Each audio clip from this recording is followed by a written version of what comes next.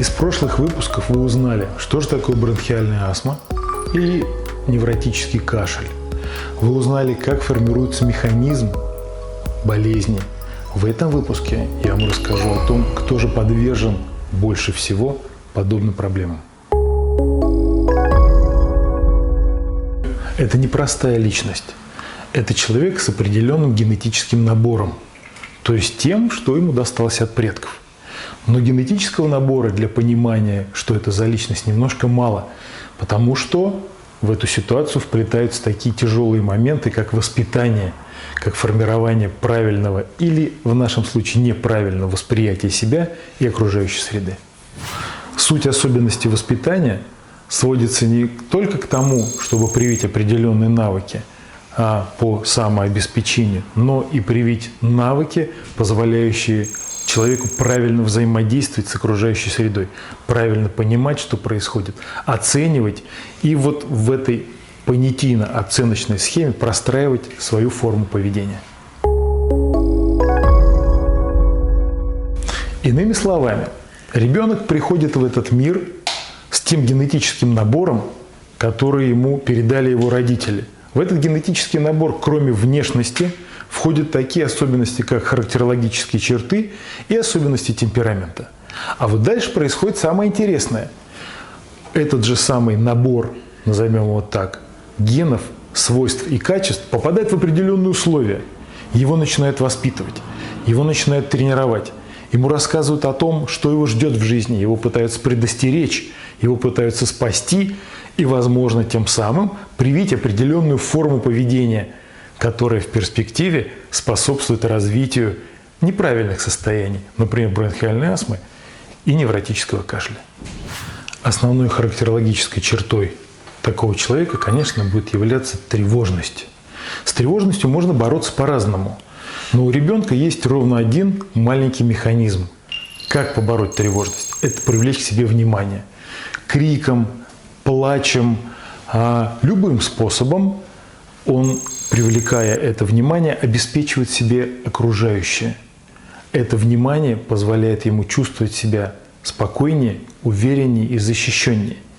И чем чаще родители откликаются на крик ребенка, но откликаются именно с позиции гиперопеки, тем быстрее происходит фиксация этих событий, обеспечивая ребенку демонстративные черты.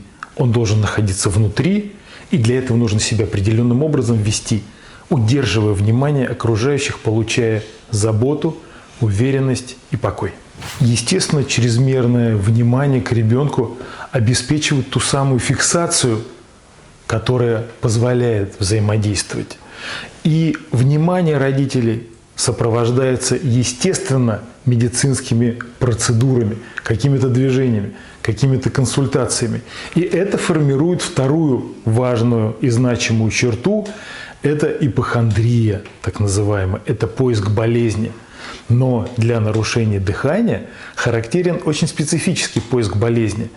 Этим занимается не сам ребенок, а он формирует у окружающих чувство, что нужно привлекать специалистов, нужно искать болезнь, ее найти и лечить.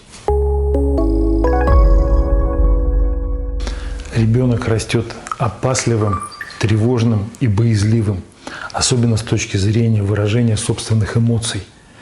При всей его демонстративности он часть этих эмоций вынужден сдерживать.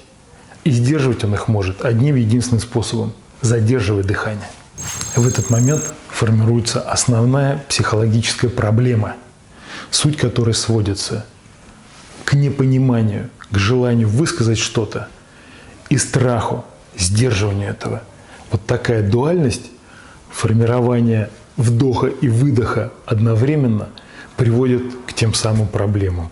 Кашлю, когда организм, защищаясь от такой формы психологического давления, вынужден очищать бронхи.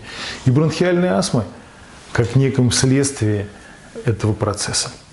Психоаналитики считают, что основой формирования этого дуального процесса является напряженные отношения между ребенком и матерью, когда ребенок одновременно желает и тепла, и принятия, и в то же время опасается этого, потому что испытывает страх, тревогу и опасность самовыражения.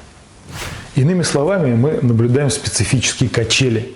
Ребенок вроде нуждается в тепле и в то же время опасается.